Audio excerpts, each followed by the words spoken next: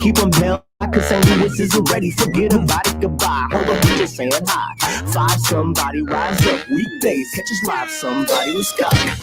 Good morning, everybody, and welcome to the Pascal Show. Good morning, everybody. Good morning. I hope you guys are all enjoying your Monday, having a wonderful and positive Monday today. You know what I mean? Man, what a long weekend. It's been a long weekend. It doesn't even feel like the weekend. I feel like I'm in the middle, still in the middle of the week right now. I don't know if you guys feel that, but I feel it. I feel it tremendously. But I'm still nonetheless happy to be right here on the show with all y'all, okay? And if you're feeling that, you know, the thing is I just ask for that one small thing. Hit that like button, okay? Hit that like button. Send those likes all the way up. Send the love and the vibes, the good vibes of today, the good vibrations today, all the way up by hitting and destroying that like button. And of course, for those of y'all who are watching this show for the very first time, please go hit that subscribe button, okay? We are moving our way up in the world, okay? There's a lot of things that we got to talk about. There's some updates. There's some things that happened over this weekend. There's some stories we got to jump into. So we're going to get into it here very, very shortly. But don't forget to crush, nuke, annihilate that subscribe button, okay? That would really mean the world to me, okay? Like I said, there's a bunch of stuff that we got to talk about. Obviously, we have been covering this whole thing with Gabby Petito or Petito, depending on how you say it.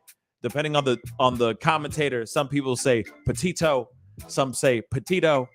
Depends on how you say it, okay? And the Brian Laundrie stuff that's going on still to this day, y'all. It's Monday. What's the date again? The 27th. We're almost at the end of the month, y'all. And he's still out here on the lam. We still don't know what's going on with his age. Okay? So we got to talk about that. Okay? So there's some new developing information or new developing things that have happened around this situation. So we are going to talk about that. We have to, unfortunately. I know some of y'all are tired of it. Don't get me wrong. You know what I'm saying? It is I would love to be able to cover some other stories, but this is something that is still developing, still going on, and it's like a real true crime story unfolding right in front of our eyes. You know what I'm saying? It's kind of wild. It is kind of wild. All right. So we are going to be talking about a few things and looking into some things, going into some stories because we need to. We got to. That's just kind of how it is. But I see a bunch of y'all starting to file in, starting to flood in. So we got to jump into this. Shout out to David. David's not going to be able to be with us today. But he will be back with us on Wednesday. I will say this though too. I will not be on tomorrow morning live. I will not be on live tomorrow morning. But I will explain that a little bit later. There will be a scheduled interview, a scheduled special airing tomorrow morning. And I'll explain all that. Excuse me. I'll explain all of that in a little bit, in a little while. Okay. But first, let's get into some of these stories. Now, as we know, Gabby Petito's funeral happened yesterday.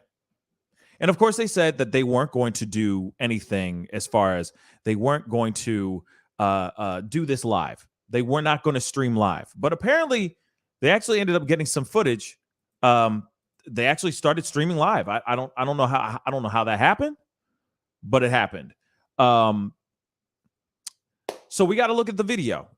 This is a video showing both the father and stepfather going up and talking, doing their eulogy, I guess, during her funeral. And we're just going to take a listen. We're going to take a look at this. Let's go. Normally I talk from the hip, but I had to put some points together so I don't kind of detract what I want to get out there. First, I would like to thank everybody for coming out, showing your respect for Gabby. But I don't want you guys to be sad, to be honest with you. Gabby didn't live that way. That wasn't her way. Matter of fact, if you knew Gabby, she was always pretty a happy girl. People would gravitate towards her. Her nature was always to smile and treat everybody kind. So she always made people feel welcome. She always made sure that she made time for people. Didn't matter who you were. She always treated people with respect. It really didn't matter. She cared. She genuinely cared, and that's how people would always, would always come up to her and just sit and talk, and it would take forever to get her out of places. So. You won't believe it. You don't have to work hard to learn. Gotta love those commercials in the middle of a damn eulogy. It's wild to see, what has happened. Gabby, growing up, I mean, she always had those blue eyes, right? Those ridiculous blue eyes, and you couldn't keep her in trouble. Like, you would ground her, and she'd start crying, and I fold. When I see a lady cry, I fold. If a guy cries, I don't care. But if I see a female cry, especially my daughter, I fold like a deck of cards. It's bad. So she'd be crying. She actually would just do that on purpose, just so I would take her off ground. It's like, yeah. So it worked. But she was great. I mean, it didn't matter. She always wanted to go out and do stuff, whether it was scuba diving with her, with her uncle, myself, or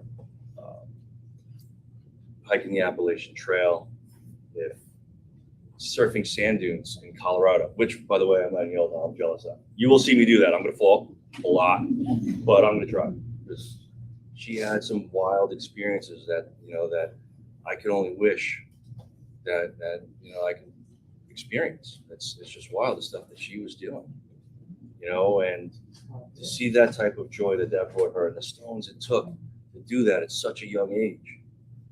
Now, that's something I want you to take a look at these pictures. And I want you to be inspired by that. That's what we're looking for. That's something that I want to see. If there's a trip that you guys want to take it now. Do it now while you got the time. If there's a relationship that you're in that might not be the best thing for you, leave it now. We've got more emails of men and women doing that, taking care of themselves first. And watching that happen and seeing that type of inspiration. An email we got from a young lady that her child, who was 11 years old, wants to travel the country like Gabby did in a van. She's making her parents take her to the the Golden Arches. Arches National. There it is. And so it's just wild stuff that she's inspired people to do.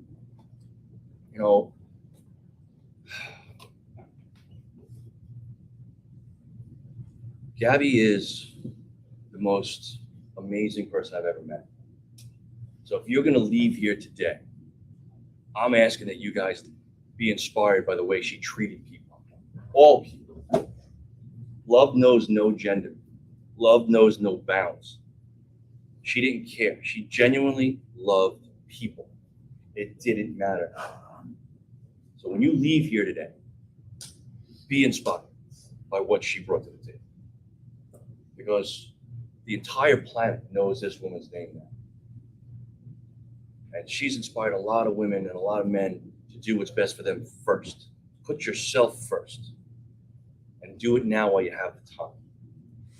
What he's saying is not wrong. I'm going to continue the video, obviously, because I want to hear the stepfather say something after this. But the thing is yes, I'm pausing this because I want to take a moment to speak to every single last one of y'all that are out here, every single soul that's watching the show, that maybe will watch the replay later on. I can't express enough how important it is to make sure that yourself is safe first.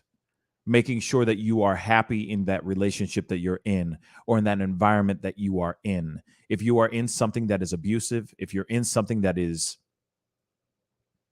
dangerous, violent, or already has a history of violence, just because you've been with that person for a long time does not mean that you have to stay. Does not mean that there's no way that you can get out of the situation. That's the one thing I feel like we're learning from this whole Gabby Petito situation. Ladies and gentlemen, because gentlemen get abused just as well as women in relationships as well. Ladies and gentlemen, if you are in a situation, to my fam, if you are in a situation and you really feel like you cannot get out of it, speak to your friends. Speak to a specialist. Reach out to the people that you love, that care about you. And they'll change your mind. And hopefully the right people that surround you will help you get out of that situation as quickly as possible as well. That's the one thing I feel that we are learning from this whole case to begin with. Gabby could have had opportunities to leave. Simply just pack up a book bag, a backpack, and just walk out. She had an opportunity then to say something to those cops when they were pulled over. Those Moab cops. There was an opportunity for her to say something right then and there. But because she was so scared and felt that she was so alone,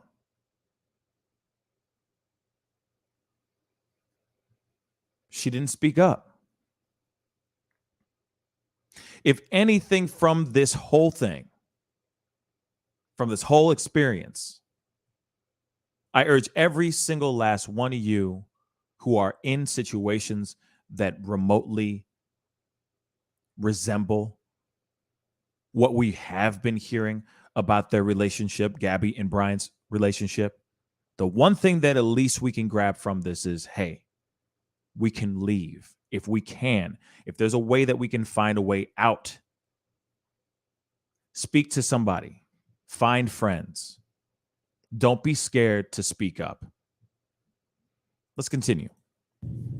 I couldn't be more proud as a father.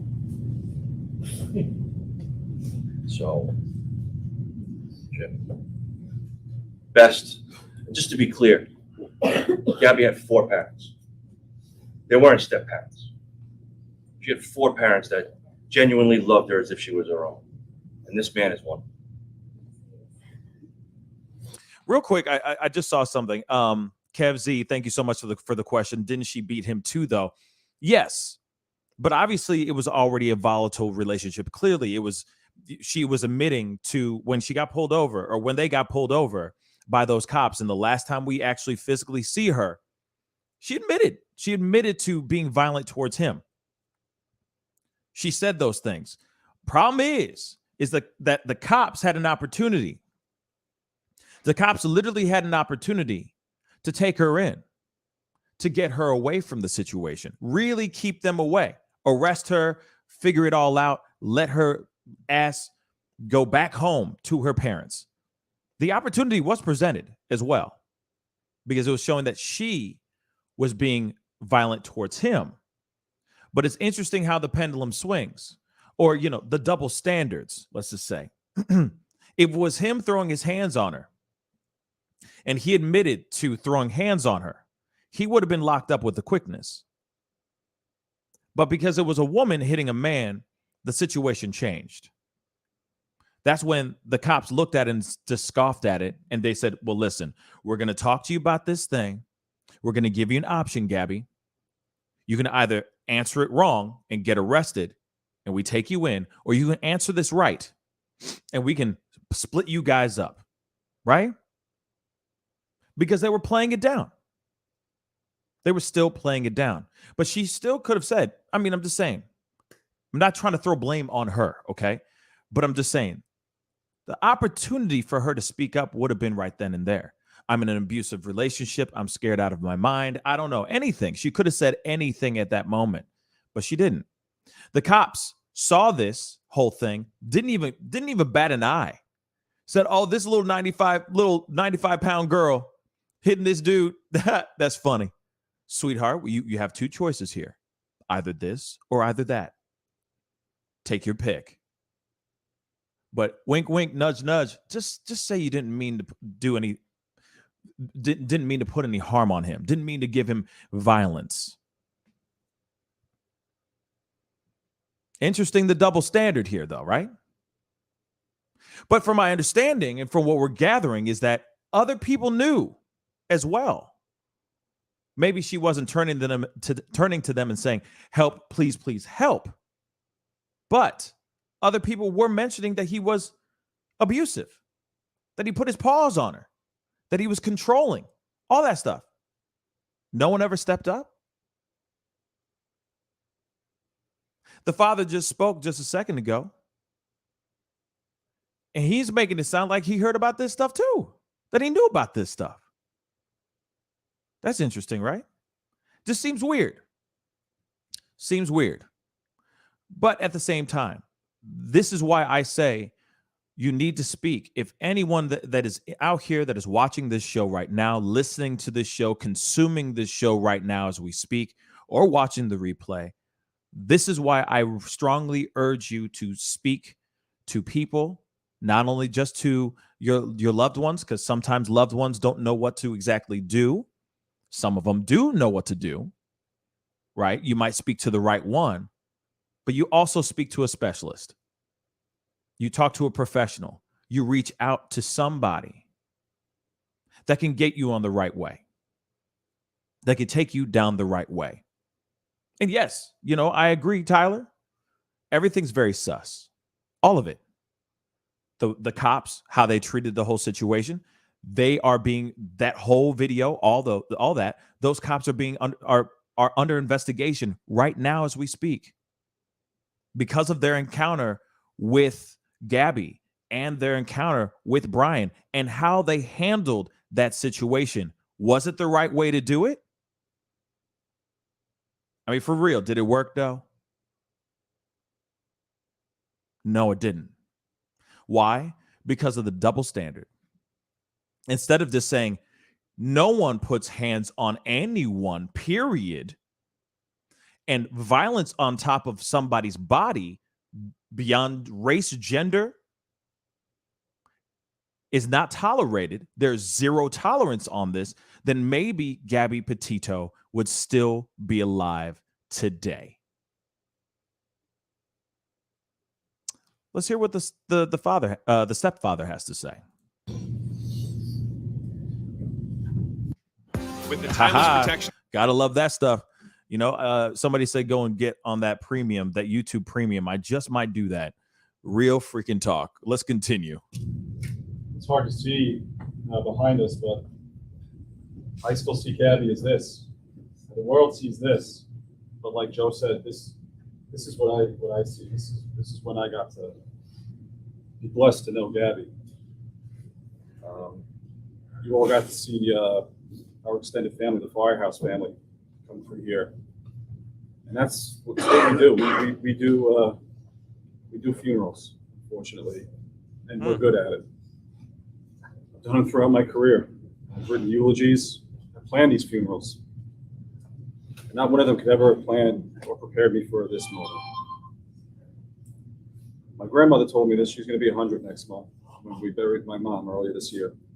Parents aren't supposed to bury their children. This is not how life is supposed to work. But it is an unfortunate reality.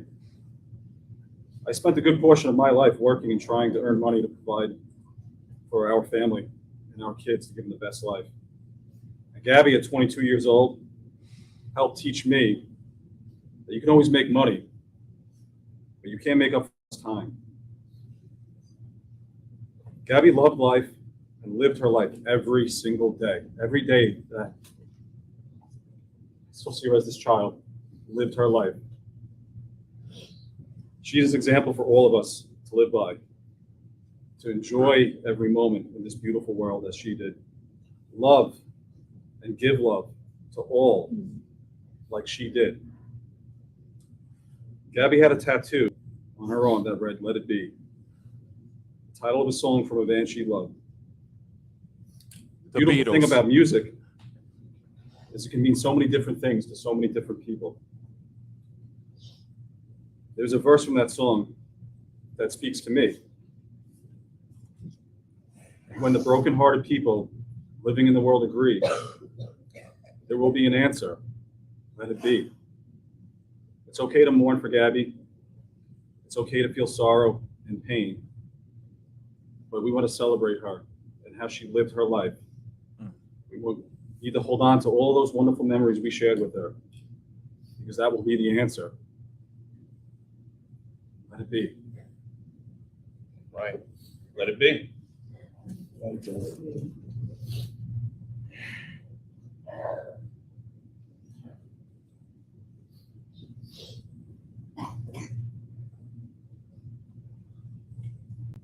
I'm never short of words, but I've been up for days, weeks now with this. And the love and support from everybody, from all across the world, is absolutely amazing. And we thank all of you for remembering her and celebrating her, because this is what it is. It's about celebrating a beautiful person and a beautiful soul. And although there is a lot of evil and wrong in the world, there was more good. And there was a lot of good people out there. And they're all in this room right now. They're all across the world. And they're with us all. I love you all. So there you have it, guys. The father and stepfather stepped up and did their own eulogy, spoke on behalf of the family, said what they needed to say in regards to their recently deceased stepdaughter. And like I said, this is a very important piece because it closes a chapter. Doesn't close the story, doesn't close the book, but it closes a chapter on a piece of this mystery. We now know, we now know the information. We now know what has happened to her, or actually not what has happened to her, but we now know that she's being laid to rest. There, I mean, of course, to a certain extent. From my understanding, they're still figuring a lot of things out right now, trying to find out more information on the cause of death and all that. Now, we know some things. We are getting some of these things. Some information is popping off, okay? Some. But nothing is fully confirmed yet because we don't know, really. We don't know the cause of death. We do know that it is possibly a homicide. Which, I mean, without a shadow of a doubt, let's keep it real, y'all. This is a homicide. Now we just need to know what actually happened, what went down, who did what. Who did what? That's all we need to know. Now, there was a comment. I'm trying to find it really quick. There it is. Tammy from the block. Sweetheart, I love you. Thank you so much for the comment on YouTube. She says, double standards, come on. She was covering for him. He's not dead. She is. Here it is, though. Let me answer that question here really quick, okay? Because then we're going to go on, because I do have a question. I'm going to be doing a call-in at the end of the show, all right? And we got a fairly tight show today, so I got to get into the rest of the things. But let's talk about that thing, double standards, and the come on, she was covering for him. Let's think about this. And if you don't mind, guys, please, I see a bunch of souls in here. If we can get those likes past 200 likes, that would really mean a lot to me. Thank you so much. I see over 300, almost 400 souls in the house right now on all platforms right now. So thank you. Don't forget to hit that like button. Send those likes all the way up if you're enjoying the conversation. And of course, excuse me, do not forget to hit that subscribe button, okay? We working hard out here in these streets for you guys, all right? So we can keep telling you your stories of the day. Moving on, let's talk about this topic. or this comment. Let's keep it real. She's covering for him. Yes, she was. But what was it seated in? I'm just curious. I'm glad I got this comment because we have to talk about this. Absolutely, there's double standards in this whole situation. She admitted guilt. She admitted to hitting him. She admitted from doing all those things. Okay? She admitted to grabbing the steering wheel and yanking it. She admitted to punching him in the face, hitting him with a cell phone, all that stuff. Yes, she admitted all of that. I don't think she was covering for him, but I think she was so frantic, and I think because their relationship is so volatile, and I think both of them possibly are guilty of domestic violence, that maybe, just maybe, she wasn't thinking about that. She just was thinking, my God, I'm getting pulled over by the cops. Holy cow, holy cow, holy cow. I don't think she was covering for him. I think she was admitting guilt. She was freaking out. And I think because of their lifestyle and their relationship, she was scared to maybe spill all the beans. Just saying.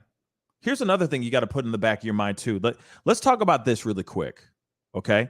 And Tammy from the block, thank you so much for the comment. I'm going to expand on this a little bit more, but I just saw a super chat which I want to throw up here. Mystical Butterfly, thank you so much for the $5 super chat. Thank you so much for the lovely sticker and all that. I really do appreciate it. Every little bit helps this channel grow. So thank you, thank you, thank you. So let's talk about that. Let's talk about something that I noticed in the body cam footage. Near the end, when they finally said, hey, wink, wink, nudge, nudge, just so you know, sweetheart, you have two different choices. You can go route A, where that means A for arrested, or B, we let you go.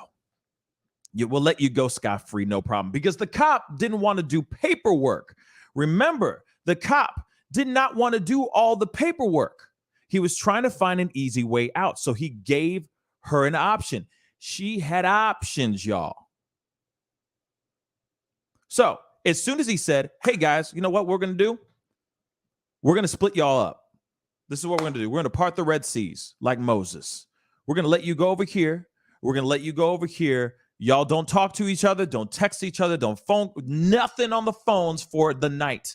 And then you guys can reconvene and keep going and doing what you're doing. And guess what she said? Oh, wait. He's going to be doing what? And because he's the one who drives the car, not me. She didn't want to get split up from him because she was that dependent on him. She didn't sit there and go, oh, okay, fine, and drive the car herself. She was dependent on him. Why? Because he was the navigator. He's the one who was driving them through all this crazy stuff. Him. Not the other way around. So as soon as she said, oh, wait, I have to drive this car? Oh, you see what I'm saying? You got to sprinkle a little of that on top of this Sunday. That there was dependency on this guy for her to get from A to B in one piece. Unfortunately, she did not get back home. But that's what it was. That was the plan. He was the one that was driving her around. He is the outdoorsman. And maybe she dabbles. Maybe she's interested. Obviously, they're living in a van, for crying out loud. But let's be real. He is the one who's skilled. She's probably learning a lot in this in her travels with Brian. But he is the outdoorsy guy. He is the expert. She's still, let's just be real. She could be a novice. She could know a few things, but obviously he's much more fluent out here in these wilderness streets. So then all of a sudden, she's like, wait a second. Wait, you're driving. He's going with you and I have to drive this car? Just saying. She's dependent on this guy. If this guy gets arrested, in her mind, she's going, oh my God, how am I going to get home? That's some scary stuff if you really think about it. It is. If you're driving cross country, you were going with somebody and then suddenly you don't have that person anymore. That's doing the navigating, figuring it all out, taking the lead. That's some scary stuff, especially being a young woman like that. I can only imagine. I can only imagine what was going on in her mind.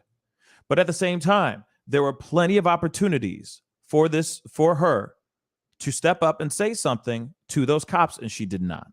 Why? I think there was fear. And I think it was much more than just fear of getting in trouble. Fear of not being able to get home in one piece. Fear of getting in trouble with Brian, because God knows what he would do after he got, after he bailed out of jail or something like that. You know what I'm saying? Imagine the punishment. Like I said, I think this is literally layers, many, many layers to this. And also, she ain't innocent either. Like I said, both of them are guilty as hell when it comes to the violence that happened between them. They continue to stay in this relationship. Somebody brought in this language of violence into the relationship. It obviously blossomed into something else, blossomed into something more volatile, to the point where it came to a head, where she's beating him in the face, or he's running into the car, locking the car. She's jumping through the passenger window, trying to punch him in the face. Like I said, somebody established that part of the relationship, or that language into the relationship, and they quickly became hella fluent in that language. So that's what I think. I don't think anybody, when it comes to the violence between them, how volatile and vile it was, I think both of them are wrong. I think both of them are guilty of that. They brought that vibration. They brought that energy. I just saw somebody say that. All this time and energy for what? Good question, 30A.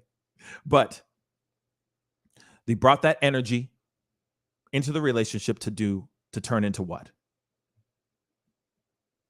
Now, Kim K, you could think maybe you're responding to somebody else. Okay. But like I said, excuse me, something's in my eye. But like I said, I think that this situation grew into something much more volatile. And then everything came to a head. And then, of course, now we do not have her anymore. And I think a lot of it had to do with if they were able to walk away from the relationship a long time ago, or if the cops actually went and arrested her, even if whether or not she is completely the one in the wrong, if they did that, she could still be here. She could possibly still be on this planet. That's what I think.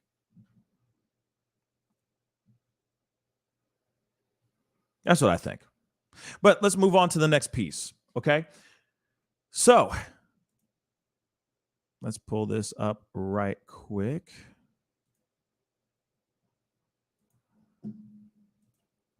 And I will be doing a call in here in a little bit because I'd love to hear your thoughts.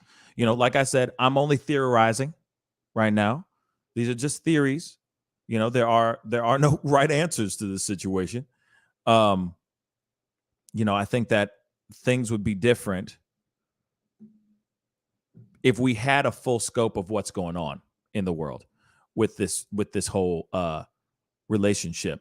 Now, there is something that I wanted to pull up that I didn't get a chance to pull up yesterday before we go into the story of into what's going on. Like, obviously, the police have gone into the Laundrie family's home to grab more evidence. We are going to be looking at that here very shortly. But there is another piece that I wanted to show you guys that I was curious about. And this is an interview that or a piece of news covering this interview that Gabby Petito's best friend had, talking about their relationship. And I think we should check this out. I didn't get a chance to show it to you yesterday because it was so crazy yesterday, as far as the stream and everything. But I wanted to show you guys this so we can talk about this as well. So let me pull this up because I didn't want this to go unseen. A News 12 at 10 exclusive. The best friend of Blue Point's Gabby Petito opening up about Gabby's relationship prior to her disappearance. News 12's Virginia Huey has the story. Scroll through Gabby Petito's Instagram page and watch her YouTube channel. You'll see a sea of smiling faces, selfies in the sunshine, and kisses against idyllic landscapes. Gabby Petito never goes outside. The Blue Point native portrayed a carefree life of travels with her boyfriend, Brian Laundrie, as they journeyed across the U.S. in her cherished van. The life that 22-year-old Petito showcases on social media, however, might be a stark contrast to the experiences she had before vanishing without a trace in late August. This whole thing is just so heartbreaking. Rose Davis is Petito's best friend. Speaking with me from her home in Sarasota, Florida, Davis says she witnessed a different side of the couple's relationship when the cameras weren't rolling. Davis says Laundrie was the jealous and manipulative one in the relationship. A little bit of like the controlling I noticed of getting what he wants. Like that's a red flag. That's a toxic trait. He was always charismatic and making Gabby breakfast almost every morning. But, you know, you can see the jealousy side. And, you know, he also wanted what he wanted when he wanted it. And he'd find a way to get it, and not in a, you know, a violent manner, but, you know, if he didn't want Gabby to do something, he'd find a way to make it so she couldn't do it. Davis met Petito 2 years ago when Petito moved from Blue Point to live in Northport, Florida with Laundrie and his family. The young women connected on. I gotta mute that because of music. Sorry, guys. But she basically is saying that they met on an app and they became best friends right here. Videos, taking selfies in the car, and making trips to their favorite ice cream shop. She's very easygoing, and she's just this bright light that shines on everyone. When Davis saw the Utah police body cam video showing her easygoing best friend crying uncontrollably, Davis says she was upset but not surprised. They have had similar fights. The couple was pulled over in Moab, Utah on August 12th while they were having an emotional fight. We've been fighting all morning, and he would have let me in the car before. It has to take a lot for her to get that hysterical. It does. It has to take a lot for it to come to that because, as I said, very easygoing and loving always. Petito was reported missing by her family a month later. Laundrie, who police named a person of interest in Petito's disappearance, has refused to talk to cops. Now, we already know all this ish, okay? But as far as what Gabby Petito's friend is saying, you know, obviously there has been theories also floating around saying that the best friend had something to do with this too. I say it's complete BS. I don't agree with that at all. I think that's absolute horse-ish. In my personal opinion, I think, you know, what has happened has happened. People are trying to dig. And I think that's the problem. People are trying to dig too hard into something that I don't see, you know, personally. I don't automatically think, oh, yeah, you know, she did it for sure. You can learn Spanish. You know, she definitely did it for sure.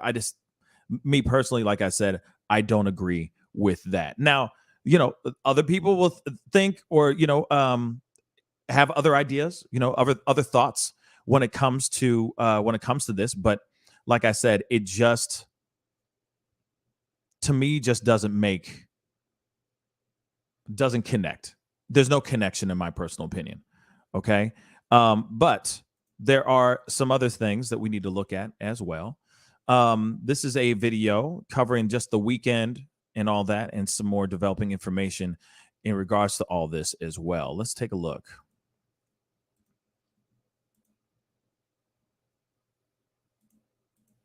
Well, this morning we're learning about what happened when the FBI visited the home of Brian Laundrie, Gabby Petito's fiance, and the sole person of interest in this case. 8 on your side's Christine McClarty spent all weekend in Northport monitoring this case. Christine joins us live in the studio with the very latest. Good morning. Hey, good morning, guys. This is the Laundrie house in Northport.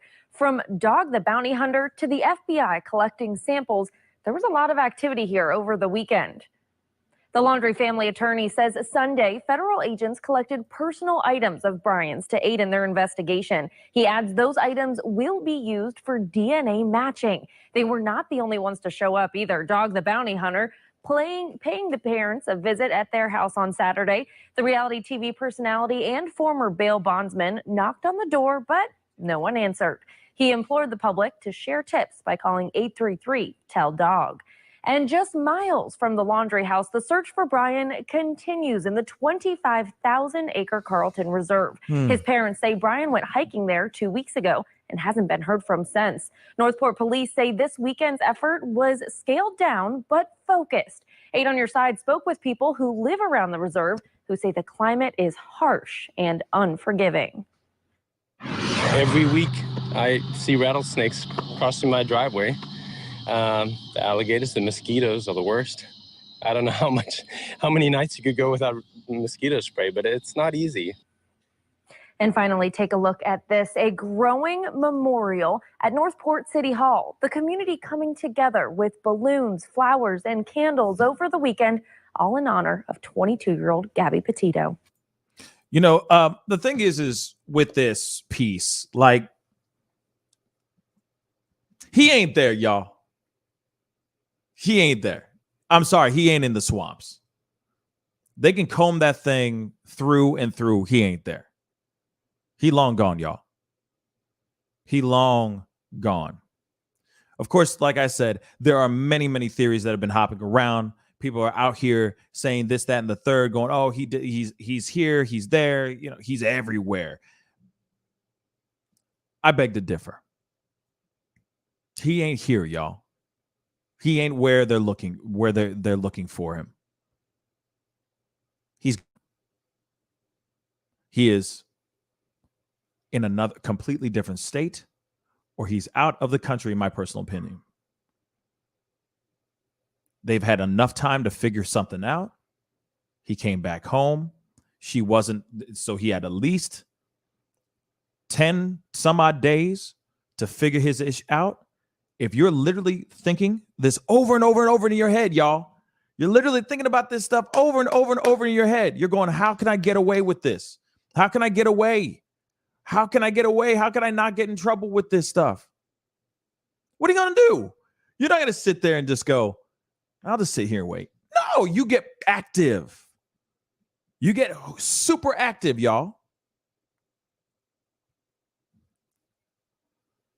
Peggy Lastwell just said, I can't pull up your name on the thing yet because I got a thing on the, I got this video playing on the screen. But yeah, I mean, you ain't wrong with what she just said. She said, calls himself an outdoorsman, but he is no survivalist. Now, maybe that could very well be what it is. Or maybe he is a survivalist. You never know. But at the same time, only somebody can only be out there living off the fat of the land, let's just say, eating roots, berries, and worms and insects for only so long. At some point, he's going to have a hankering for a cheeseburger. And I mean that to be funny. But like I said, at some point, he's going to want to get up and not be, if he's in that swamp, he ain't going to sit there and want to be in that swamp for very long. Now, Tammy from the Block said he spent 4 months in Appalachians. True. That's very, very true. He knows how to survive without a shadow of a doubt. But at the same time, at some point, he still got up. He still came out 4 months later. He still brought his lanky ass back home. Just saying. Just saying. So we can't automatically think like that he's going to stay in that swamp for 4 months. Man, that's a stretch, y'all. And you think that the police are going to sit and use and burn government, use the people's money, right? $200,000 a day for 4 months until he finally tries to make his grand resurface, grand appearance. After 4 months, hell to the no. At some point, they're going to say, we have exhausted every last bit, aka we have exhausted every dollar that we have. Every taxpayer's dollar. We have exhausted everything. At some point. At some point. This boy about to, like I said, this boy is going to be found somewhere, and it's going to be somewhere where we don't expect. I'm just being straight funky with y'all. It'll be somewhere where we do not expect, and it will not be all up just chilling up in here in no damn swamp. I'm sorry, it will not be in the swamp, y'all. I hate to say it like that, but it will not be in a swamp. I see over 700 people tuning in right now.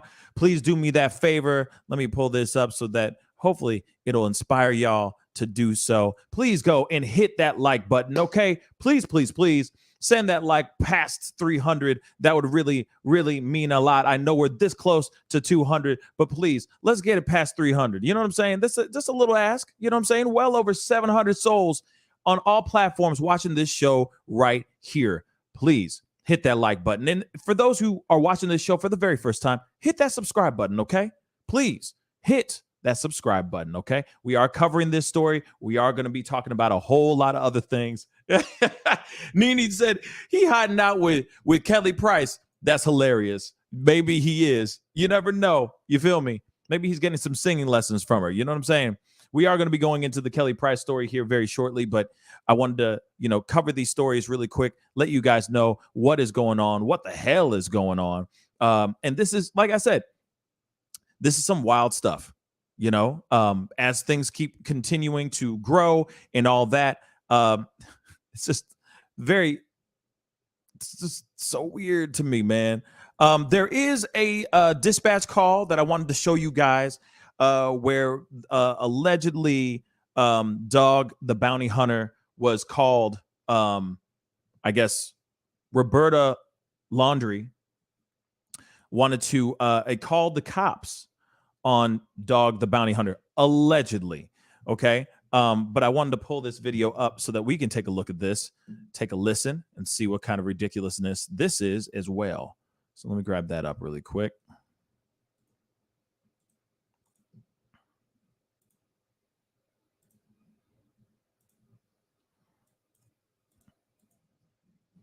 Reference a male outside yelling and screaming in the street. While on the line with the complainant, the male stopped screaming, but he's somewhere in the area. 97, 174. 10-4 to 714, the female Roberta from that 1020 called it on 911. What address? The address of the call, 4343.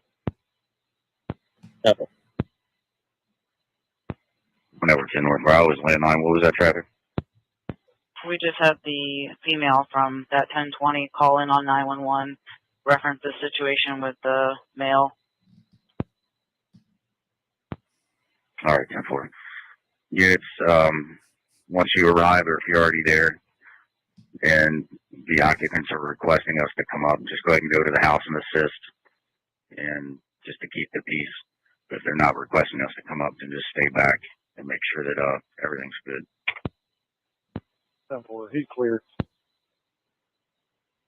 All right, 10-4. The main subject has already cleared the scene. 10-4. So this was all because of Dog the Bounty Hunter, which to me seems a little strange. You know what I mean? Seems a little strange to me. But I just saw somebody, Zero, just said Dog the Bounty Hunter was interviewed again, apparently, on Fox. I'm going to see if I can find that, because that would be interesting. Yes, he was about an hour ago. We are going to pull this up because we need to see it for ourselves as well. Why not? Why not, right? Okay, let's jump into this, shall we? 1 second. Let me pull this up. Shout out to Zero. Thank you so much for the heads up on that, because I'd like to hear what what Dog the Bounty Hunter wants to say now. What he going to say now? You know what I mean? Check out my podcast. We're going to be talking about this all day too. So let's see what he says. Let's see if he's got any updates for us. Crowds of mourners turning out to pay their respects at the funeral for slain 22-year-old Gabby Petito. This is the manhunt for Petito's boyfriend, Brian Laundrie, intensified in the swampy Florida preserve. Even now, Dog the Bounty Hunter has joined the search, though he was met with silence at Laundrie's house. Here we go. When he knocked on the door, he's looking for leads. And Dog the Bounty Hunter, Dwayne Chapman, joins us right now from Florida. Dog, good morning to you. Good morning to you, Steve. How are you, sir? It's great to have you as well. So you're down in Florida. You were actually on your honeymoon. Congratulations on your wedding. Thank you very much. You were down there, and apparently your phone just started ringing off the hook. Hey, Dog, you got to join the hunt, right? Well, yes, we were notified by a couple family members, and our fans just kept social media us to no end. Please, Dog, please, since you're in the area, will you check it out? So once Francie and I started reading about the case and seeing what was going on, we're in Colorado. So the couple had passed through Colorado. So that got our attention right away. So yes, we're down there. I went to the father's house to talk to the dad, and he wouldn't answer the door. Right. Where do you think Brian Laundrie is? Well, we have a special hotline, 833-CALL-DOG, and we've gotten over 1,000 leads. It's 833-TELL-DOG, allegedly. Just so you know. Why does he gives me Tiger King vibes. I'm sorry. I don't mean to be I'm being a jerk. I'm sorry. I digress. So Francie and I really started this 2 days ago. So we're going through all those leads, right? It's incredible. Pictures of him here, there. We're going through all those leads right now. I would say within 48 hours, we probably will have a location where we start the tracking at. Now, I understand a number of the leads have suggested check out the Appalachian Trail. Why is that? Well, the leads, yes, have said that. And the reason is because he spent a couple months there in the past, and he is an outdoorsman. So he's got T-shirts on his social media with the mountains. He's got pictures. He's been there before. So he's very young. He's not an experienced criminal. He'll do what he should do. He can't stay and shoplift and stay in cheap motels or rob people like a lot of people that I chase. This kid is an outdoorsman. So I think he went to, again, where he's comfortable, to the outdoors. Now, here's the thing. The main question I have too, okay, if Dog the Bounty Hunter, Dwayne, okay, is sitting here saying that Appalachian Hills, the Appalachian Mountains, the hills, all that stuff, Appalachian Trail, whatever you want to call it, this is his natural. This is that's what you would say he calls home. Why aren't they over there? Why aren't we combing the hell out of that area, y'all? They should be looking over there too. Spending, split up the $200,000 a day being spent on manpower searching for this man. They should be splitting this stuff up. Take some people up here, keep people down in the swamp, put them up in the hills, call it a damn day. Now, I understand that when we talk about things that are in the hills, their hills, okay? That it's a whole other world up there. It's a whole other society. They live by their own rules, from my understanding. It's literally like they're living off the grid. Me personally, I would think that is the first place I'd be going to. If he survived, as Tammy said earlier, Tammy from the block, shout out to Tammy. She said it in the comment that he survived for 4 months out there doing his own damn thing for 4 months. Why? Probably because he found some people, found his thing, found some people that brought him in. So he was able to survive to a certain extent. Obviously, he can live off of whatever because he's an outdoorsman. He could survive without any issues. He's not sitting there going hankering for a Snickers bar. He has no problem living out there. So why aren't we going over there? Not we. Why aren't they, the law enforcement, doing whatever they want to do, whatever they can to get everybody over there? That's what should be going on. Because the swamps, at some point he's going to come out in the swamps. But the Appalachian Hills, you can get lost in there, y'all. Do you know how many horror movies have been made about people going into the Appalachian or Appalachian type areas and they just disappeared kind of movies? Clearly there are, and I know they're movies, but at the same time, clearly there's something going on up there where you could literally just disappear. You could just vanish. Because ain't nobody going up there trying to search the Appalachian Mountains.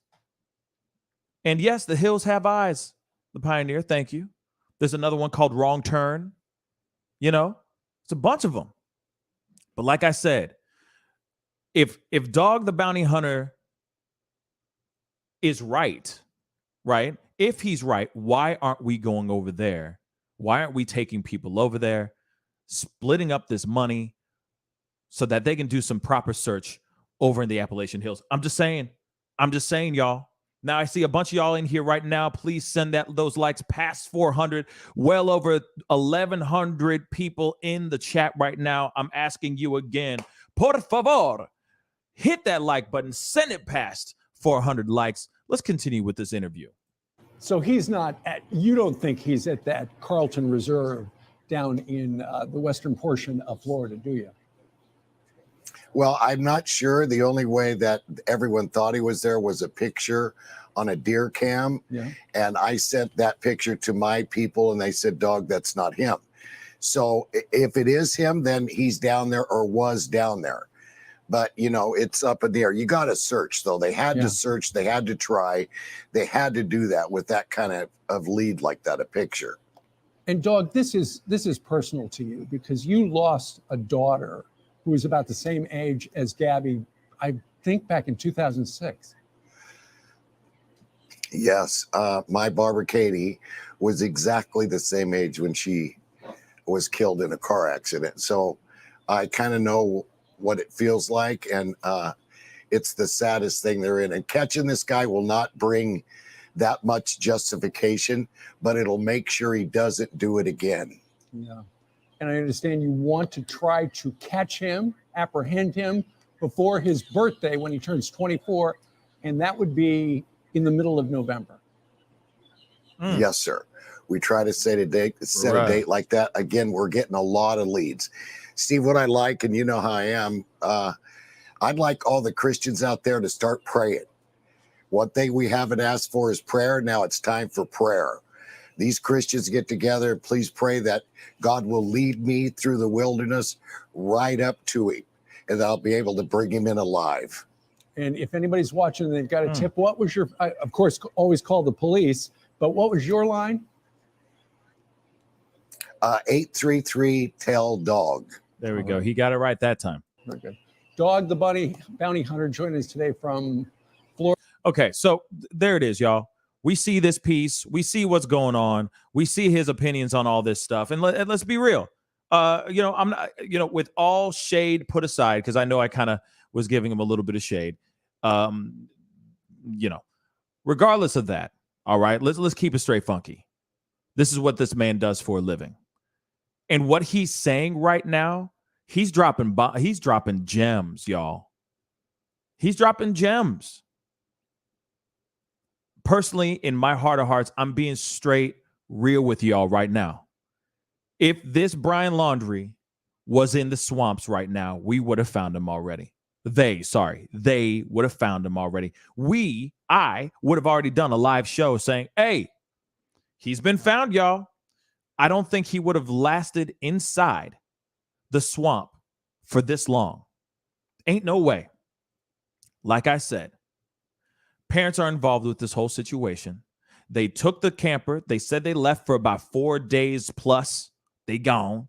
I know I'm recovering. I'm recapping this story, but we got to do it again. They took the camper, their brand new camper. How fitting that they had a brand new camper.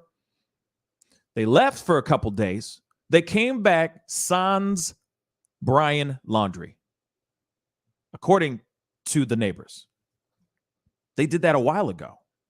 Then the car, the Mustang, is out there randomly. Why would you take? I'm just saying, would you take your Mercedes out to the swamp? I'm just curious. Would you? Would you take your own Mustang out to the swamp to go hiking? Just curious. Like I said, this part of the math ain't mathing. So think about it. My dog concurs too. All right. So now we got Dog the bounty hunter sitting there going, listen, he likes being over here.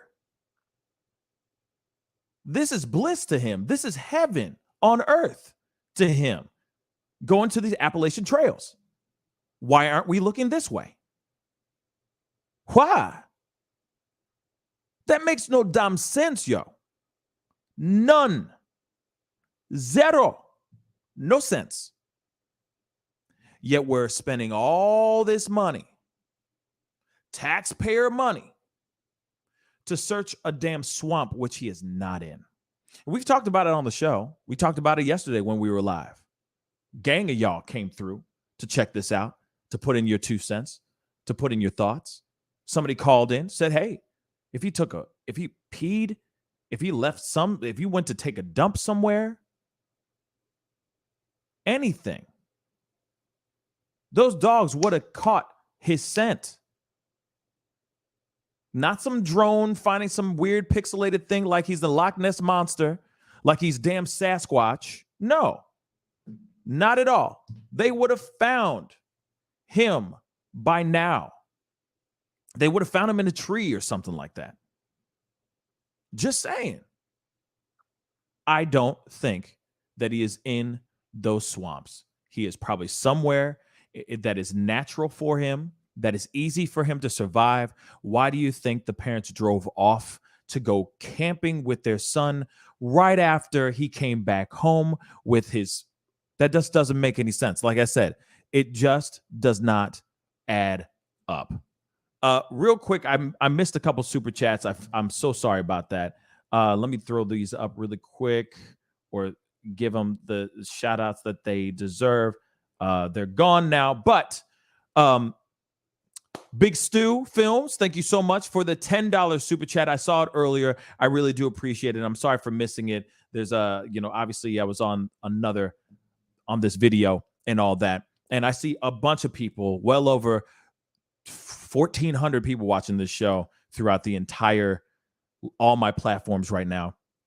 I beg of you, please crush that like button down below. And if you haven't done it yet, please, please, please hit that subscribe button down below. Now, there's a question that I have for you guys, because clearly we have been seeing these stories. These stories keep developing. We are talking about the parents. Let's rap about the parents a little bit. And this is going to be my call-in segment of the show, or my speak on it segment of the show today, because I want to hear your thoughts on this. Okay, your own personal opinion, because obviously we know a little bit about what's going on. We all have our theories about what the parents did, if the parents are involved, if the parents aren't involved. You see what I'm saying? So my question to you, because I have to jump into the Kelly Price story, which will be very, very quick, but I wanted to hear your thoughts on, do you think, or if you were in the parents' shoes, would you rat your own kid out? That is going to be my speak on it segment for the day. For the day. I want to look up a few more things with this Brian Laundrie thing really quick. We got to talk about Kelly Price for a hot minute, because she finally came out and she finally spoke up. But before I open up the phone lines, because the phone lines are not open yet, Debbie, but I do appreciate the eagerness. Okay.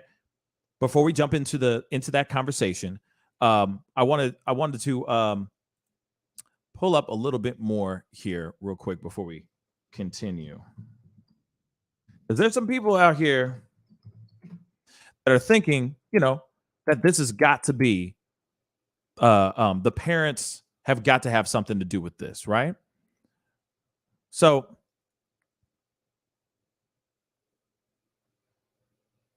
let's see this piece real quick. Then of course, and then of course we are going to be talking about Kelly Price for a hot minute because we need to wrap about that. But this piece is saying experts say don't rush to judgment as public pressure builds for Laundrie parents to speak. Let's take a look at this one. The search for Brian Laundrie continues. Some people are increasingly suspicious of his parents, many wondering what, if any, role they may have had in his disappearance. Could they end up facing charges? Fox 13's Josh Cassio live for us outside the Laundrie home in Northport. And you're hearing this, I'm sure, from neighbors and stuff. So is there the potential for anything legal for the parents? You know, Cynthia, there's a lot of ifs, ands, or buts that come with that question. We know the Laundrie family has been pretty quiet through this whole thing, and a lot of people are using that to point blame at them. But a lot of legal experts are saying slow down on that. Don't rush to judgment. Remember, there's still a lot of loose ends and unanswered questions in this case, especially publicly. Now, we did speak with Bjorn Brunvand. He's a local attorney. Tonight, he's telling people, again, slow down when it comes to attacking Brian's parents. He says just because they're staying quiet, that doesn't necessarily mean they did anything wrong. He says that could simply be the legal advice they're getting from their attorney. Now, if they're going to face charges, which of course is possible, it would likely come down to what did they know and when did they know it? You know, like you just saw the mom jump out of Brian Laundrie's Mustang, jumping into this truck. I feel like this is what it looked like when they went to go drop off the car at the swamp. That's my personal opinion. I feel like that they planted that car there personally. That's what I think in my heart of hearts.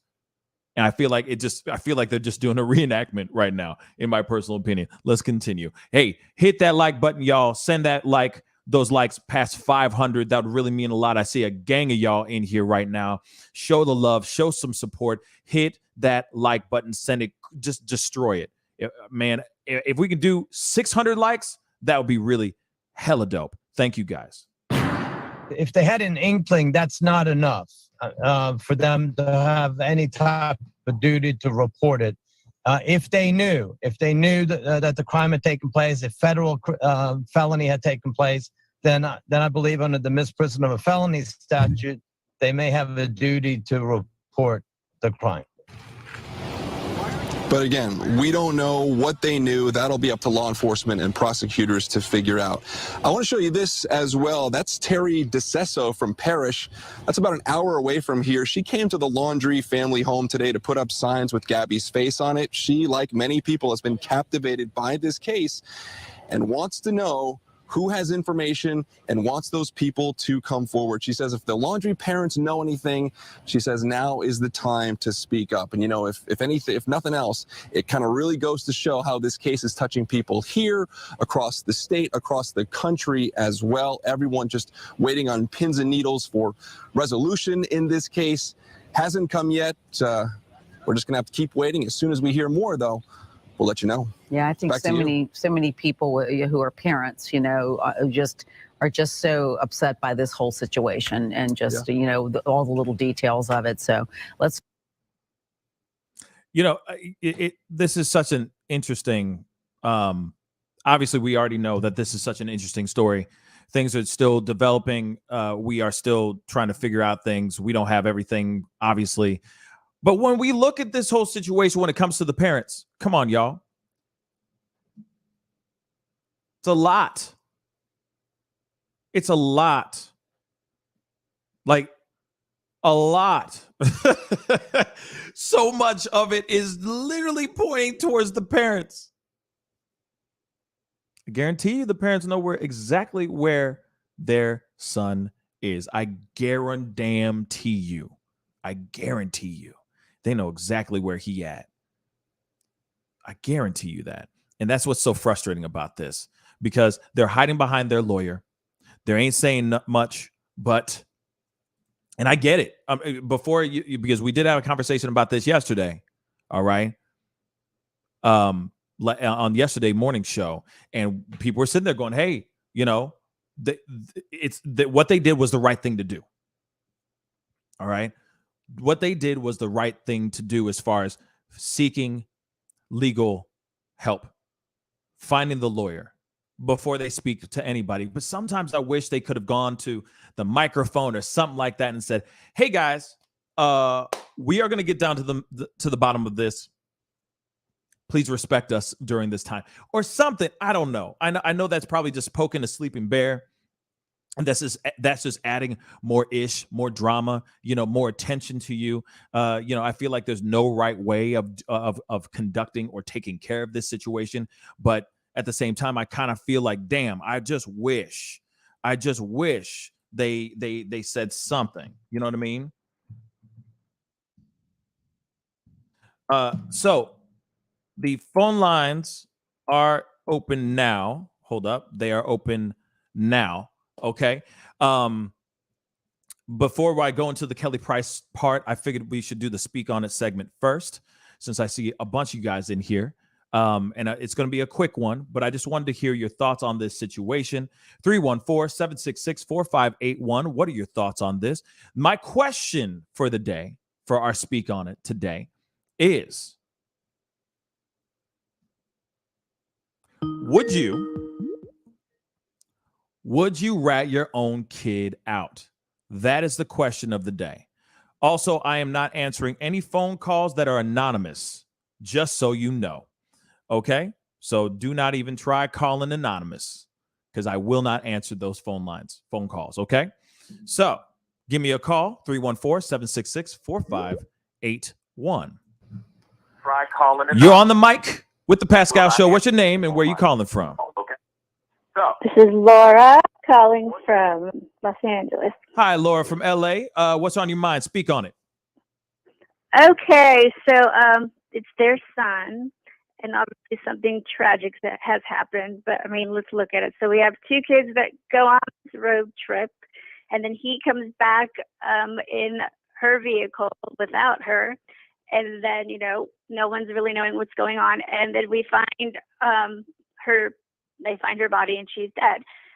And so there's obviously something went awry and something's wrong. And with everything, we know that Brian knows the truth, and that I'm sure his parents know the truth. And it's their son. You have to, there comes a point I have to pull myself back.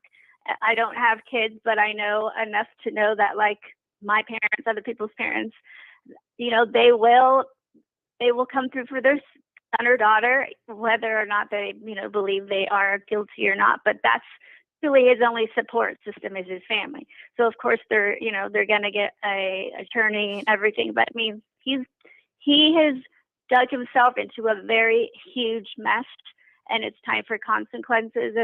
And also I'd read in the chat that, this is Florida, and it's the talk of the town. And I kind of feel like there's so much wrong going on in Florida with that just horrible state. I just feel like sometimes this is just media's way of distracting us from the real issues that are going on there. I know this is tragic, and I think it's horrible. And like we've talked about, this was the first social media kind of crime of passion that we're experiencing in real time. Mm-hmm. I just really think this is just an eye opener to a lot of stuff regarding white privilege, to just focusing on other stuff to distract us, and then also just social media in our culture right now. There's a lot going on there. Yeah. So I mean, we could talk about this whole missing white woman syndrome and all that, of course, for sure. And I think that there's a lot of things. I feel like a lot of things would have changed quickly if things were on the other foot. That's just my own personal opinion about that.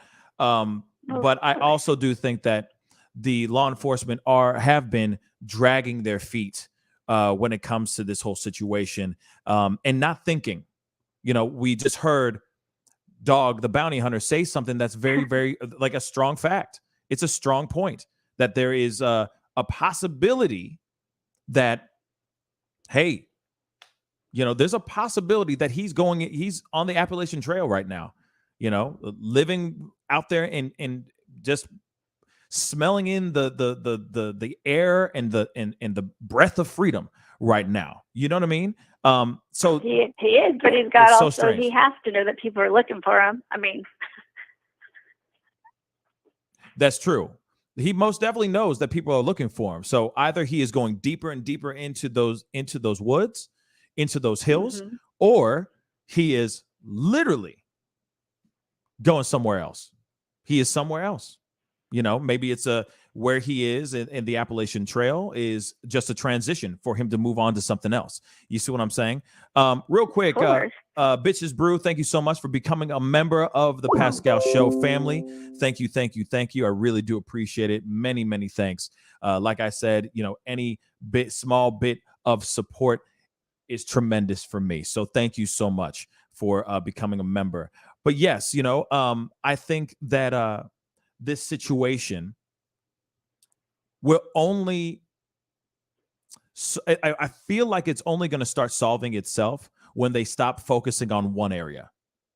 I think that things are going to start coming out, and not just some random thing like, oh yeah, we just found him.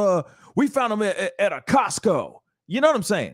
Like we found him sitting down eating a lollipop, you know, on the side of the road wearing a unicorn jumper. Like it's not going to be that, you know. It'll be him exhausted, tired, malnourished,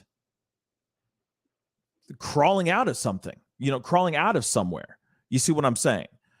But his situation, I mean, it's not going to be good. Or I mean, either he's malnutrition, either sadly he dies because of lack of, you know, just things to keep him alive, or he gets caught. I mean, it's not looking good for him, but there needs to be some transparency going on here, and it's starting to get really, really chaotic in the story. Absolutely. So my question to you real quick is, would you snitch on your own kid or not? As if you were the Laundrie parents, would you snitch, yes or no?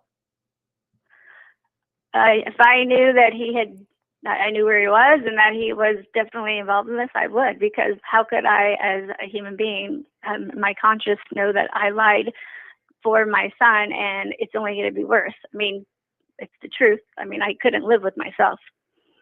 If I knew the truth that he really did do it, I would tell people where he was. Right on, right on. Well, thank you so much for calling in. I really do appreciate your 2 cents. Thank you so much. Thank you, Pascal. Have a good day. You too, sweetheart. Bye-bye. Hey, you on the mic with the Pascal Show. What's your name and where are you calling from? Hey, Pascal. It's Madeline Reed. Hey, Madeline. How you doing? What's on your mind? Speak on it. Hi. I just had a random theory, and I don't know if anybody else has brought it up, but I was just wondering, what if Brian came home, like everything was normal, and completely just flat out lied to his parents, said, oh yeah, we had a great trip, and blah, blah, blah, blah, blah. And they went on their little vacation, and then he went out camping or whatever, and they find out that he lied, and they're like, oh, frick. And now they're pissed, but they can't say anything publicly because they believe their son. I don't know. But you would think at the same time that they would come out and say that. What do you think? You know, that's a good possibility too. You know, we can't like completely omit that idea. He could have literally gone in and said, "Yeah, we had a blast. I dropped her off over here," or he could have been like, "It was cool until the end, and then we had a fight, and then she wanted to stay somewhere, so I dropped her off there, but she said it was cool for me to come back home," type of thing. That could have been the possibility too. Yeah, with the van that's registered in her name, but at the same time. You know, it's kind of like, okay, and then, like, go ahead. Yeah. Go ahead. And just tell them, you know, everything's fine. Everything's rainbows and butterflies, and blah, blah, blah. Oh, yeah. Everything's coming up roses and everything is fine. And so that could be it. But then why would they all of a sudden go out of their way? That's the only thing. Like, that's the part that doesn't make sense. Why would they go out of their way to do everything else on top of it? Because you know for a fact the parents are involved with him getting out. So why would they go, oh wait, she really did go missing? Son, we need to get you the hell out of here. That doesn't make sense. Or Yeah. Or they came to that realization prior to them getting the cops called on them and the FBI coming in, and they had made that decision beforehand. So they had even more of a head start before. I mean, I feel like there was some sort of heads up. I do think that maybe the Laundrie neighbors may have their timeline themselves a little wrong, because you know how it is. Sometimes you go, I remember seeing them leave at this particular time, but maybe it was a few days earlier. Maybe they were gone longer than just a few days. There's a lot of things to put into play in this situation. Especially, we got to think about this. He came home around the top of September. I'm sure the Petito family, was asking, "Where the hell she at, man? Where's our daughter?" And all that pressure, all that time. There's a few days, I'm sure, that he was getting pressured, being like, "Where's she at?" To the point where I'm sure the family, the Laundrie family, was like, "Son, we need to get you out of here, because if you're involved in this," and he's sitting there freaking out and having I'm sure he was having mental breakdowns and having emotional breakdowns in front of his family, and they were just kind of like, "Well, we love you and we don't want you to be in jail, so let's do whatever we can to get you the hell out of here. So let's figure it out." So there is a possibility that they left way before to drop him off somewhere. So he could have had, that's what I'm thinking, days. Yeah. He could have had weeks of advance to get kick rocks and be up in the hills or be anywhere else before he became a person of interest. Madeline, I do appreciate you calling in. Thank you so much, sweetheart. Absolutely, Pascal. It was wonderful to talk to you all every time. Always. I'll talk to you soon. Okay, sweetheart? All right. Bye-bye. Bye, Bye-bye. fam. Hey, you're on the mic with the Pascal Show. What's your name? Where are you calling from? Margaret Roselli. I'm calling from Canada. All right, Margaret, right? Margaret? Yeah. Nice to meet you. What is on your mind from Canada? Speak on it. Okay, I'm calling in regards to when they said the mother and father to Brian, and Brian went camping and everything. And who's to say that the parents, because I've never seen the camper on top of the truck. It's always been sitting in the driveway. Right. It hasn't been on the truck. They haven't showed any pictures of the camper being on the truck for them to have gone camping. True. And who's to say that the parents haven't dropped him off to the Canadian border, the way the Mexicans are coming across? Who's to say that the mother and father did not take him there? You know what? That possibility is not wrong. That is a good possibility. But because the way all the Mexicans are coming across, who's to say that the parents don't know where he is, dropped him off and everything, because they've had a couple days getting there and getting back, because they never showed that camper on top of the truck.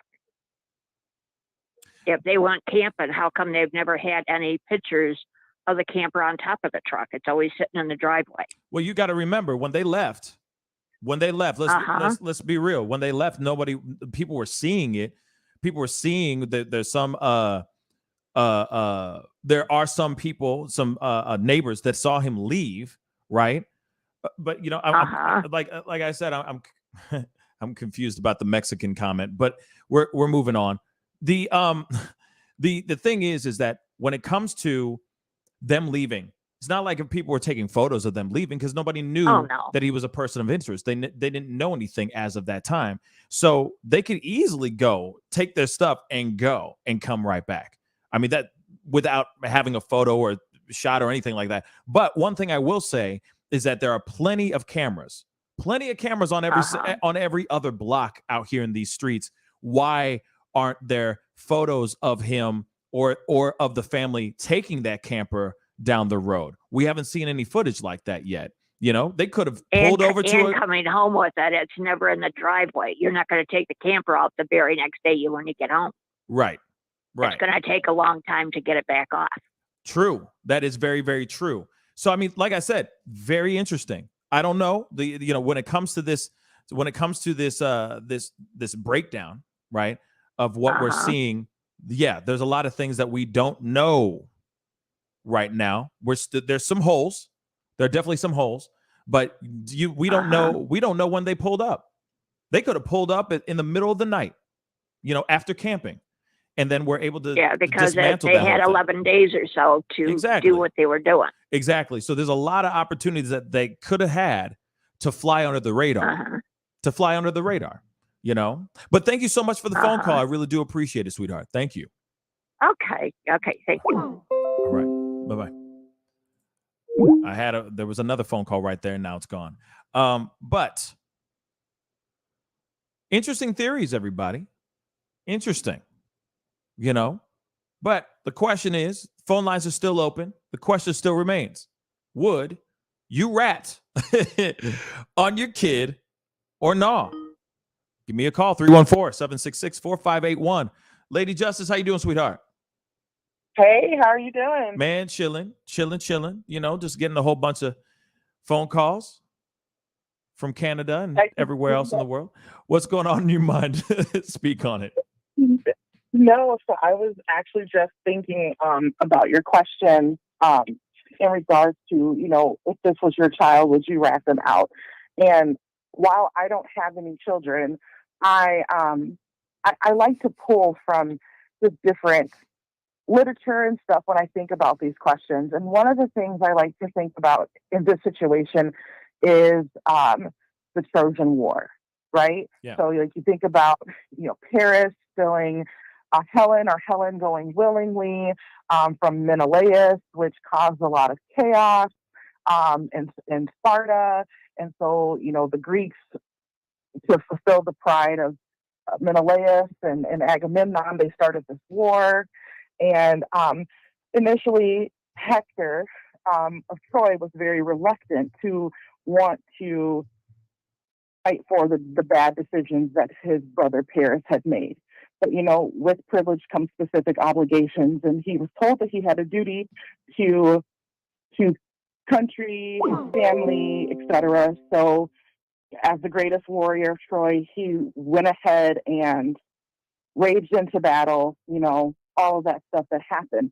And at the end of the day, that loyalty still got him killed. He killed Patroclus. It caused Achilles to go into a rage. He did also ransack, their army at some point. And then what ended up happening was he still ended up dead. His body ended up dragged. And at the end of the day, the Trojan horse went into the city of Troy, and the city ended up sacked. I say all that to say is that when your loyalty goes this far, it's to a fault. It's to a detriment. Right. This can still destroy the Laundrie's family. If they know what Brian is doing, this still can destroy them. And this is why I feel like it's important to really look at where your loyalties lie and actually don't just exercise because it's your family. Oh, this is blood is thicker than water. I'm going to protect this person. Because at the end of the day, you still have to look out for yourself. The Laundrie still have other family that they need to look out for. And I think that it's not helpful for anyone to protect people if they know they've done wrong. But that's only if the Laundries know that he's done wrong. If they don't know that he's done wrong, then they're going to do what they can do to protect. But if they know that he's done wrong and they know only do that, then guess what? They're going to have a Trojan horse at some point roll up into their lives, and it's going to just ruin and shatter everything. So is blind loyalty really worth it? I personally don't think so. Right. So if that was my child, I would turn the child in. See, that would just be me. And then that's the thing. I feel like the right thing to do regardless is to step up and be the right person, do the right thing, and step up and say what you need to, like take that child or your child and have them do what they need to do as far as, hey, help them find this child, help them get involved with the case, so on and so forth. Not put them in a camper and drive off somewhere and drop them off and say, good luck, son. That part doesn't make any sense to me. It just makes them look dirty as hell. It makes them look dirty as hell. Real talk, I 100% agree. Say again, I'm sorry. I said, no, I 100% agree. it makes them look dirty. Right. And I understand that, like I agree with you 100%. But I think that I feel like I'm in that world of like, hey, we just got to do what we need to do. You know what I mean? Do the right thing. And I'm in the whole do the right thing, or we're both in the whole do the right thing type of attitude, instead of it being just like, come on, son, let's just get you out as fast as we can. You know what I mean? But I see absolutely what you're saying here, Lady Justice. I appreciate the phone call. I got to jump on. There's a bunch of other people calling like crazy right now. Nope, I understand. Thank you so much, Lady Justice. Take care of yourself. You too, sweetheart. Bye. Bye. Hey, you on the mic with the Pascal Show. What's your name? Where are you calling from? Hey, Pascal. This is Gabby. I'm from Chicago. Hey. What's up, man? Hey, I wanted to answer that question about if you're going to, turn in your kid. When I was maybe about 7 years old, we had a lot of racist cops in my neighborhood, and they picked me up actually for breaking in a police car and taking a hat, which I did not do. But my mother was always the kind of person who was like, if you did something wrong, then you have to deal with that and you have to face that. So my mom actually let me stay in jail for a few hours. Now, when it comes to my personal opinion, I want to say yes, I would immediately turn in my kid. But because I don't have kids, and, when a situation actually happens, you just don't really know what you're going to actually do, even though before that situation, you may think that, yeah, I want to turn them in and I'll definitely do that. But when the reality happens, not everybody's going to actually do that. So I can't actually say for sure if I would or not. In my mind, I think I would, but who really knows for sure when it actually happens. Mm-hmm. Now, as far as the parents are concerned with all of this, I would have loved to have at least seen something where the parents said, hey, we're really sorry about your daughter, our condolences. I mean, something that would have helped to change the optics, but they didn't really do that. So now we're in this crazy, crazy place where everybody's searching for this guy. And I'm kind of taking your side with this. I don't believe he's there. Right. From the very beginning, I believe that, oh, yeah, he's definitely had a wonderful head start to go take off and do something else. And all of you all are wasting tons of resources and money, for nothing. Yeah, I feel like you're right. I mean, I feel like a lot of it has to do with the optics. The optics have gone, everything's gone to ish. They should have stepped up. They should have done certain things, but they ended up not doing those certain things in the right amount of time. Now it's turned into a thing of, holy crap, now we have all these people looking at us, wondering what the heck is going on, when maybe they didn't do anything wrong. Maybe. But then again, maybe not. That's the thing, though. We don't know everything yet because they're not talking. They're not talking at all. They're avoiding paparazzi. They're avoiding the news. They're avoiding the people that are outside their homes saying, speak up. But then you look at the timeline and the cops pulled up. Remember that time the cops pulled up hot and fresh out the kitchen, up onto their lawn, ready to take in Brian Laundrie. And guess what they found? Nothing. They found nothing. Why? Why didn't they find anything? That's the piece that doesn't make any sense. The parents didn't have the heart to say anything, to say, oh, our son went hiking on Tuesday. We went to check on him because he went out there on Tuesday to meditate, and he ain't back yet. That seems weird to me, that you're not being completely transparent even with law enforcement. You just let your kid go off. See, that's what I mean by it's wrong. The math ain't mathin'. So real quick before I let you go, would you rat on your kid or no? I would want to say I would, just because, like the lady said earlier, how do you live with yourself, right? Right. When it comes to that right and wrong, especially if it's something like, death. Yeah. When you're talking about murdering, yeah, because now you, the parent, now you're in trouble. Yep. Right? So, I mean, I feel like the parents definitely need to have some charge, because to me, this is ridiculous. Right. This is completely ridiculous for them. And for the whole time, it was like, oh, he's just a person of interest. And I'm like, now, if his skin was a little bit different, right, that would have never been the title. If this was a completely different skin tone, okay. And I have to say this real talk. I totally missed the bus on that ridiculous comment that I got on that other phone call. Real talk. I do not tolerate any type of conversations towards anyone if they are white or a person of color. I do not condone any of those kind of conversations. It just literally went over my head. Totally missed that one real quick. But you can miss me with that nonsense and those kind of comments on this show. And that's not towards you, my brother. But I'm just saying that out loud. I missed it completely, and I take full responsibility of that. But my show does not stand for that kind of stuff. Just so y'alls know. But at the same time, if this was a different race, I'm being real. If this was a different race, it'd be a different story. Totally different story, y'all. He would have been caught. I'm just saying. Okay, he would not be in some Appalachian Hills. Imagine I'm sure there are black men and black people in the Appalachian in the Appalachian Hills, but like I said, it's a little bit of a stretch in my personal opinion. But anyway, let's be real. That would have been like he would have been caught within seconds. Just saying. So, with that being said, I do appreciate you calling in, my brother. Thank you so much. And keep watching the show, man. Okay. I watch it all the time. I'm so glad to actually get a chance to talk to you. So thank you so much. I have a great appreciate day. that, man. Hey, I appreciate you, man. Appreciate it. Thank you. Have a good one. Bye. Peace.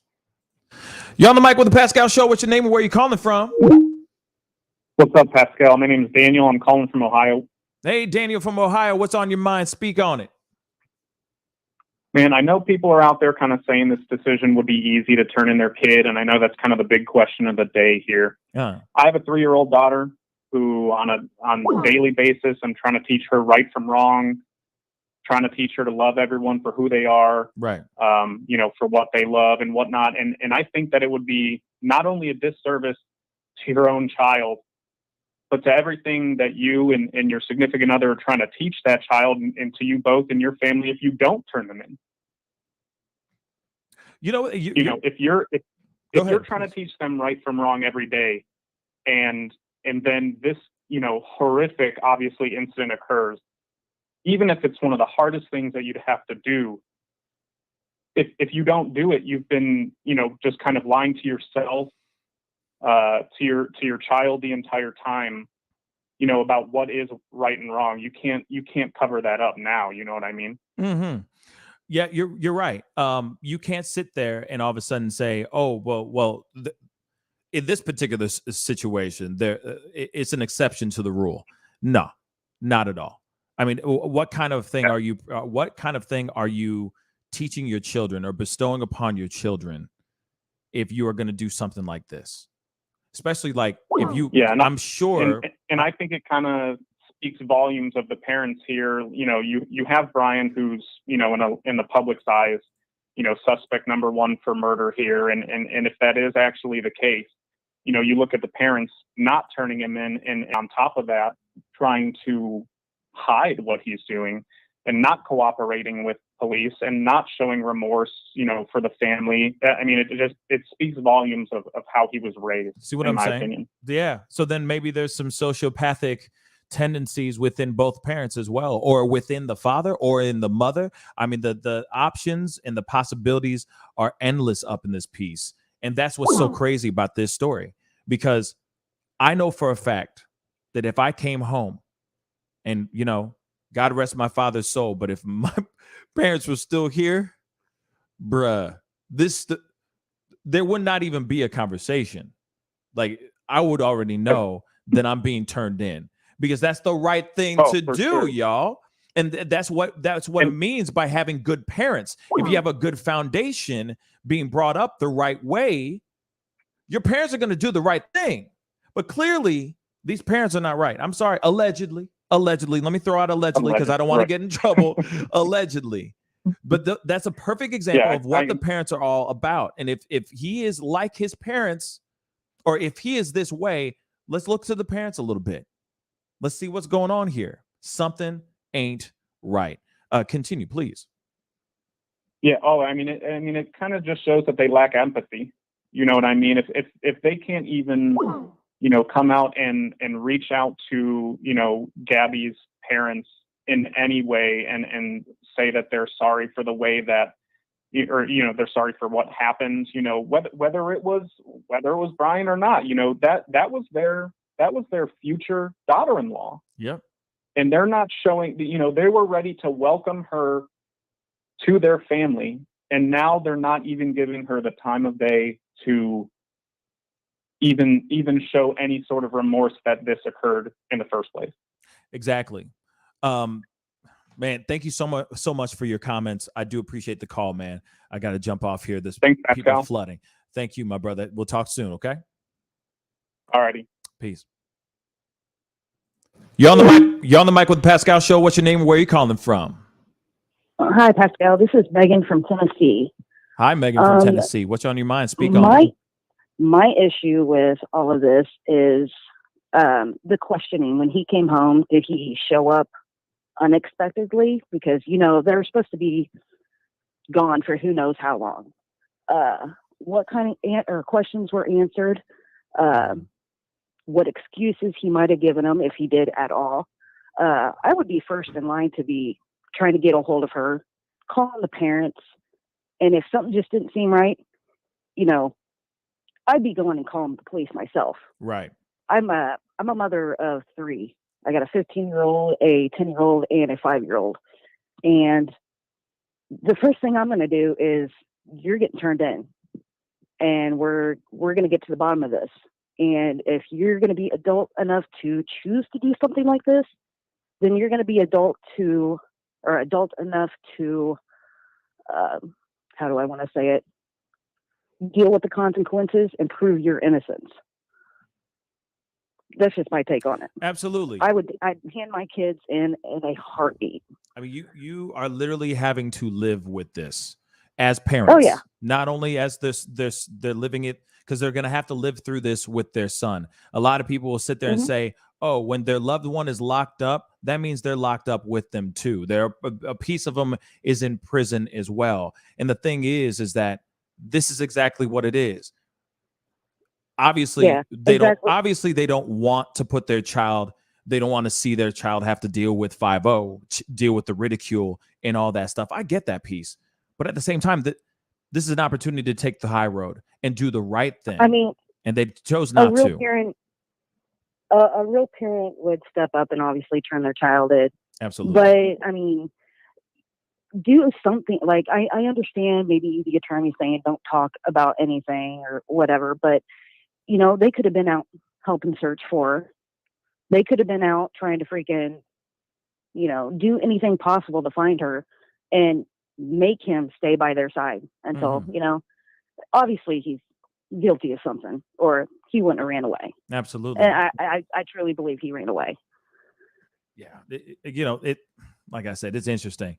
This whole thing is weird. But I appreciate you calling in. But yes or no? One more time. Yes or no? Would you rat on your kid or no? Yes or no? Hands down, yes. Okay. Thank you so much for your phone call. Thank you so much, sweetheart. Thank you. All right. Bye. I could take one more phone call real quick, and then I got to jump onto this Kelly Price thing for a hot minute. But I had somebody coming on. There we go. Hey, you're on the mic with the Pascal Show. What's your name and where you calling from? My name is Denise, and I'm from Ohio. Hey, Denise from Ohio. What's on your mind? Speak on it. Okay. Hi. Am I speaking to Pascal? This is Pascal. Yes, ma'am. Okay.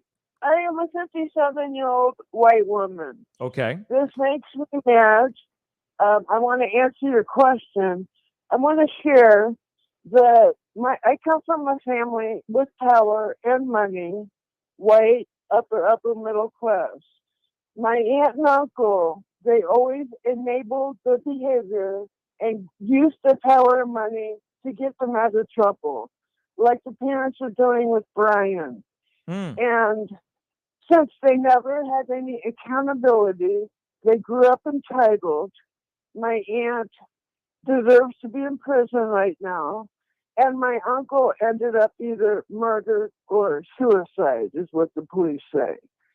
So, wow. And then 3 callers back, they were making excuses for the parents.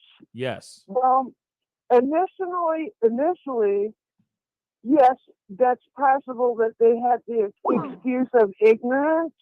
However, they don't have that excuse anymore. It's all over the world now. They know what their son possibly did, and they keep choosing to enable them, and it infuriates me. You know, and I guess I just needed to vent that. No, I appreciate you keeping it straight funky with us and saying what you needed to say. And I do agree. It is infuriating that this situation even went down the way it went down, the timeline of what we know so far, allegedly. It is ridiculous that this whole thing went down the way it did. It shouldn't have gone this way. This person should have gone. This man should have been turned into the police and helped out with the missing the information in finding Gabby Petito at that time. But real quick, before I let you go, would you rat on yes, you would. Okay, thank you so much, sweetheart. Thank you so much for the phone call. Yeah, I wanted to keep it short and sweet. Thank you for accepting my phone call. Anytime. It feels good to have vented that. I'm glad I was there to receive the vent. I appreciate you, sweetheart. Okay, Talk to you soon. have a terrific day. Bye-bye. You too, sweetheart. Bye-bye. All right, guys, that is that part of the story. Thank you guys so much for the phone calls and all of that.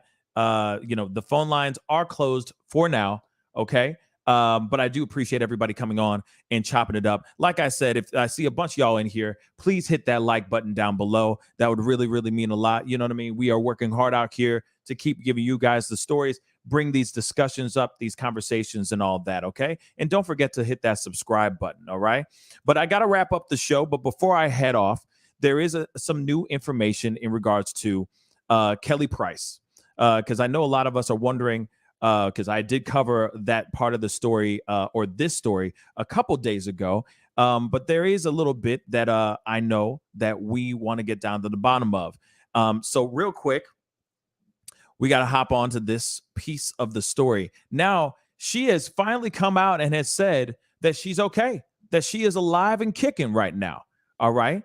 She breaks her silence on missing status. She said, I flatlined, but I'm alive. Now, she, very interesting. She finally addresses going MIA from her family and sharing an incredible story of her hospitalization due to the Rona, telling TMZ, which is the article that I'm reading right now, telling us at one point she was medically dead. All right. Price also tells us she was never actually missing, despite some of her family members insisting she had vanished without a trace. Kelly says she isolated herself as she recovered from the Rona and was avoiding her family, who says she doesn't routinely stay in touch with them. And from this video, she does say that she hasn't talked to them at all. She hasn't talked to them at all, really. I don't know why she and her sister are estranged, but apparently they are. All right. She says Price's battle with the Rona was a serious one. She says she actually flatlined at one point and had to be brought back to life by doctors and staff. She tells us, or TMZ, she was literally on her deathbed, but miraculously, she bounced back. Now, there's other pieces that she's been saying in this video, which, of course, I'll play a tiny bit of it. But in this video, she does explain that, like, one of her lungs isn't properly working that well. She's basically doing rehab. She's trying to get herself back in singing shape so that she can be out here doing what she does best, which is sing. All right. People have been wondering where the heck she been at. So have I. But now she finally gets in front of the camera and speaks out. So let's take a tiny bit of a look at this video from TMZ. I remember waking up in ICU and the doctor asking me if I remembered what year it was. I'm sorry, not what day, if I knew what year it was. Going into the hospital, I'd actually had COVID for over a week, but my conditions were progressing in the wrong direction from home. And we're jumping all the way in. So I had it. My husband did not have it. He was taking care of me at home, speaking with my primary care physician, being released from the hospital. So people were definitely seeing me. The people that could actually say something are not allowed to because of HIPAA law. But I was being seen several times a week by home health aides after being released on oxygen. And I actually just got my first clean COVID test, probably exactly a week ago. So she has been really going through it with this whole situation. And to me, I'm happy that she's okay. We are seeing her live in Technicolor, FaceTiming into this interview that she was having. I know a lot of people are starting to have feeling a little bit better now that they heard that she's doing okay. Because I couldn't rest there. My doorbell was being rung all hours of the day and night. I turned off everything. I wasn't on social media. It hasn't been 2 months since I've seen my sister. It's been a year. I haven't been in the same room with her since my mother's funeral. Now, that's the piece that seems a little strange to me, right? She's estranged, strange and is strange. She's estranged from her sister. She hasn't spoken to her sister in a year. I wonder why. I wonder what the reason is behind that, because that part does not make sense to me, okay? That part does not make any bloody sense to me at all. Suddenly she is just, what? She's just chilling for a whole year. She goes out, says that she's sick. She goes off missing. But Sean Ray goes out of her way to be like, hey, I haven't talked to my sister in a long time, in a while. Where is she? Just doesn't make sense.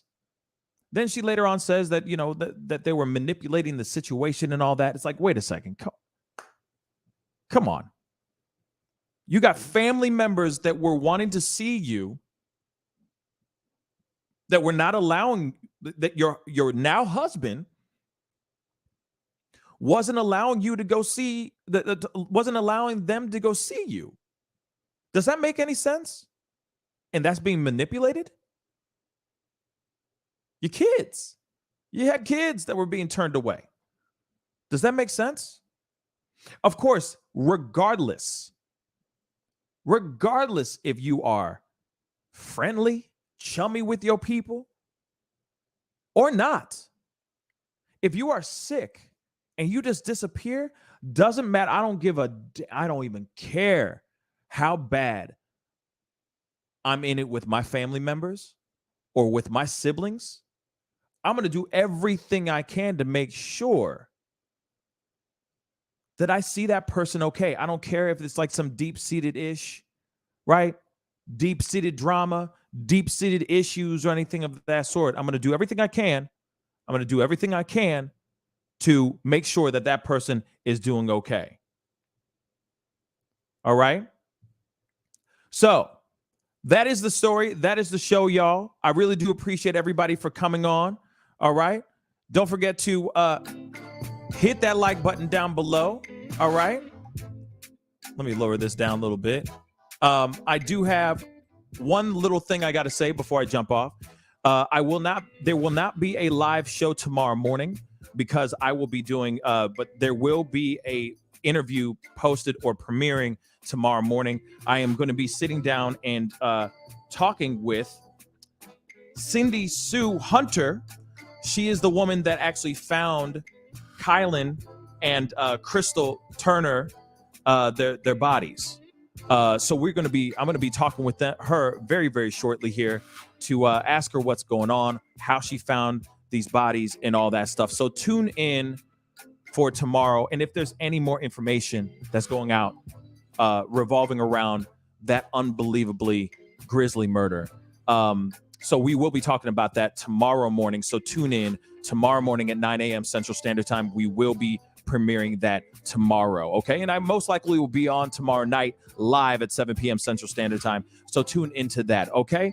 Please, guys, don't forget to hit that like button before you take off. I see a bunch of y'all still here, showing some love, showing some support, and of course, crush that subscribe button. Be great to have you a part of the Pascal Show family. Anyway, it's time to get going.